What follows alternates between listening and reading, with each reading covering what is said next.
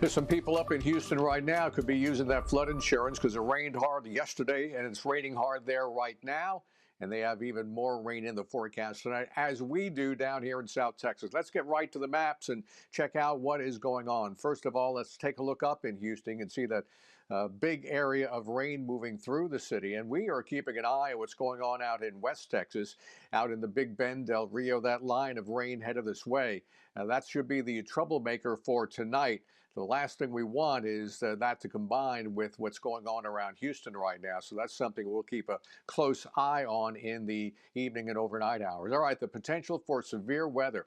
Everybody in the viewing area now in the yellow area, and that means the possibility of thunder, lightning, heavy rain, strong winds, and as we get into northern and western parts of the viewing area, the threats include hail and a slight possibility of a tornado. But everybody looking at lightning, thunder, heavy rain, and strong winds. That is for sure. Now, here's a look at the future cast. At 10 o'clock tonight, we'll see storms start approaching the viewing area up and down Highway 59. It looks like the worst of the weather will occur between 10 p.m. tonight and 2 tomorrow morning. But check this out. Everything moves offshore. We could be all done with all the rain by tomorrow morning. That would be great. But look at these potential rainfall totals. We're still looking at anywhere between 1 and 3 inches of rain total. But now the potential here in the Corpus Christi area up to over 2¼ inches. And even western parts of the viewing area between 1 and 2. You can see as you get into Rockport a little bit more, and Houston really tops out everything up there. As far as Houston is concerned, look at that. They're looking at almost 3½ inches of rain. So the heaviest rain will be in and around Houston tonight and tomorrow morning.